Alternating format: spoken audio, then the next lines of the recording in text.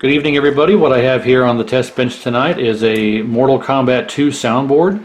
This was sent to me by a friend who said it was working fine, and all of a sudden it stopped working, and they didn't know why. So they wanted to send it off to me and see if I could work some magic on it. I said, of course, no guarantees, but I'll try my best to see what I can find. And when it arrived, the first step, of course, is to verify the discrepancies. So I powered it up, and what happens is the LED will come on, indicating that the 5-volt circuitry is okay, but there's no test tone and there's no audio or game sounds of any kind. Now normally when this happens, there's really three scenarios that could be the problem.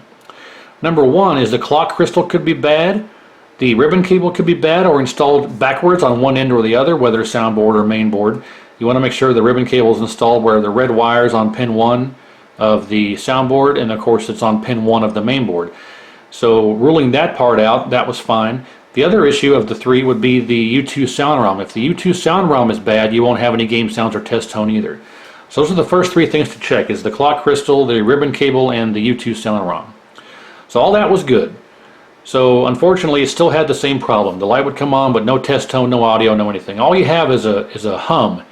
I can't really describe it, which actually I'll show you, or you can hear for yourself what it's doing. I've actually honestly already repaired this. I repaired the soundboard, and then I unrepaired it so you can see what it's doing. That way if anybody else in the future has this problem, they'll know by recognizing what it sounds like and what the symptoms are, and they'll know where to go. Because this, what I'm going to describe later, was the fix for this board, and it may not be the guaranteed fix for someone else's board, but it definitely will point them in the right direction.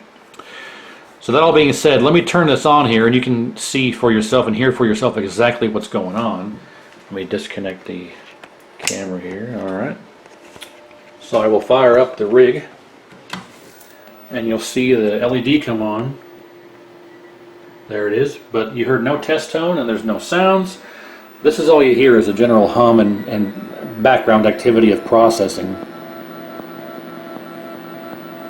I don't know how well it's picking it up, but so let's get past the ROM check here. We'll go into the test menu, and you can see here if I go to volume, you don't hear anything in the volume, but if I maximize it, you'll start hearing stuff. I'm going to turn this up like this and you'll start hearing things. So you can actually hear game sounds now, but the volume has to be maximized. So if I go back to the game and start,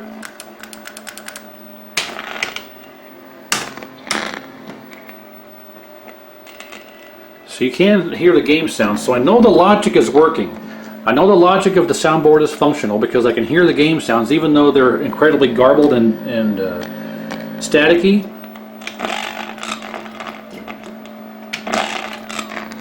If I go into the menu and turn it back down again to a normal, regular, tolerable level, you don't hear anything. But because you can hear the hum and the noise in the background, we know that the sound amplifier is working. If the sound amplifier was bad, you wouldn't hear anything, no hum or anything. So we know that's good. But again here, see, now I've got the volume at a normal level. You don't hear anything.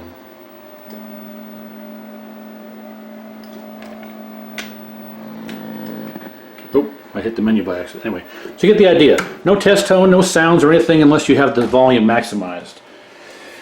So, after that all being discovered, let me put this back on the tripod. Sorry if it gets a little messy here. There we go. Okay, so that all being discovered, and I know what's going on now, I did a full cap kit. I always do a full cap kit whenever I work on these boards, and by full cap kit I mean full cap kit. All the axial caps, all the tantalum caps, all the electrolytic caps, they all get replaced on the entire board. There's actually 11 axial caps, and I ran out of, well, I only had 10, so I had to put an electrolytic cap here where the axial cap is supposed to go right there, but it works just fine. It's not going to be a problem.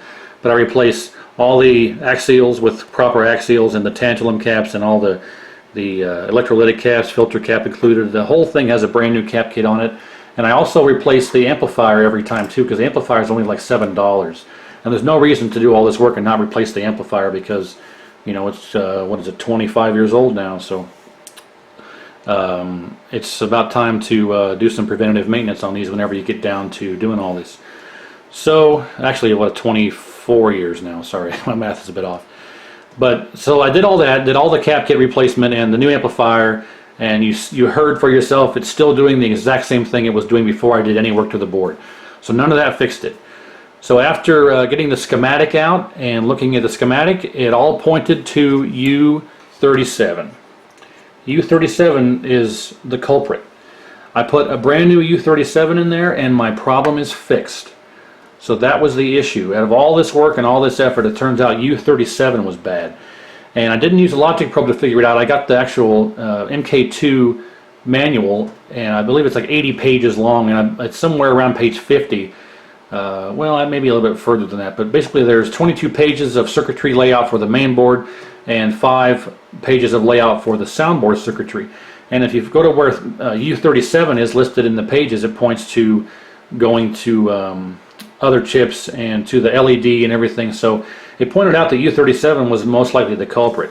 So based off of the drawings, the blueprints if you will, the schematics, U37 was bad. I replaced it. I had a brand new one, ordered it, put it in, and the soundboard is functioning perfectly. So now I need to take the old one back out and put the new one in, and I'll power it up and you'll see it operational. I'm actually going to do this live on the camera here so you can see for yourself. You heard it, of course, not working. So I'm going to remove U37, put the new one back in, and you can witness for yourself. See, make sure I'm in frame here. Am I in frame? Yeah. Alright, so 37, yeah.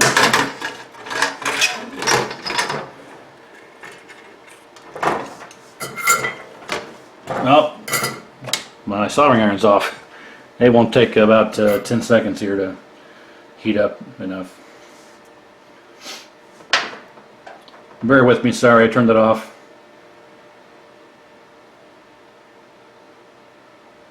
Okay. Alright. Still in frame? Yeah. See if I can get a better angle on it here.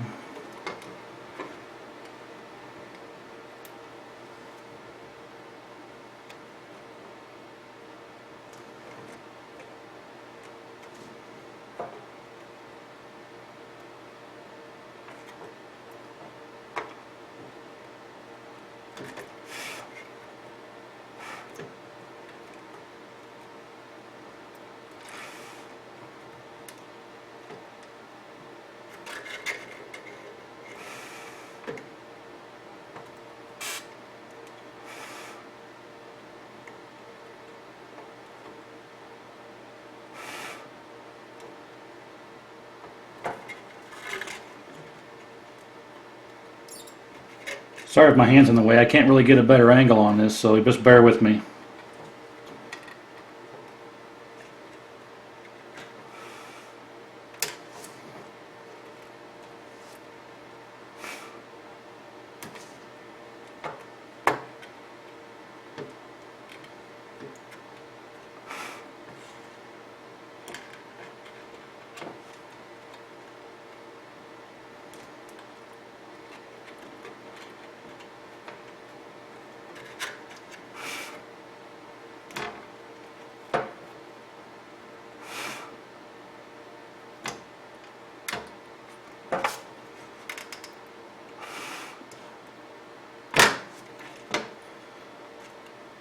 Almost done.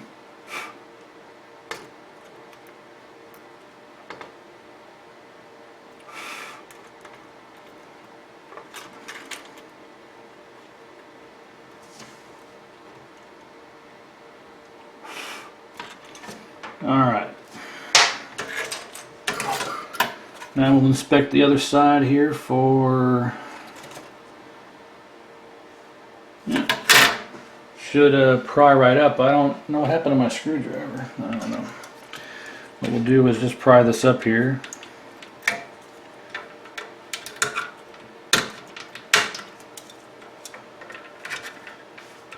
And there you have it. There's the bad one right there. And my new one is right there. And I will install it here as soon as I verify my holes are clear. They are clear. So you also want to make sure you install this properly. You can see there's a little notch right there. Maybe you can't because of the light.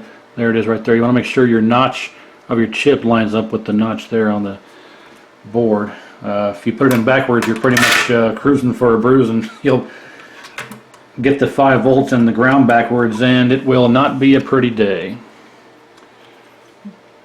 Alright, that went in nice and easy.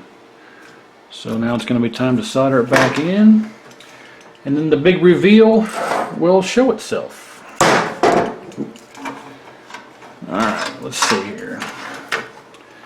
Chip is still in all the way.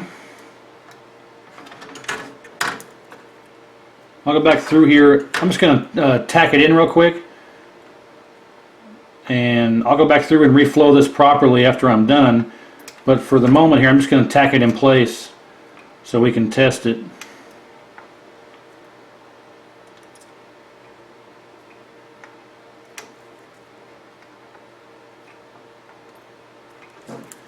Alright.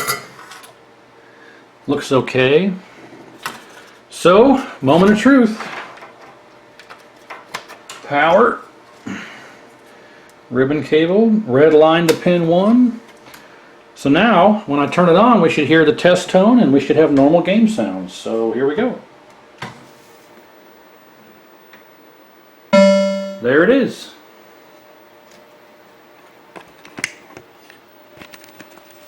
Skip past this. There you have it.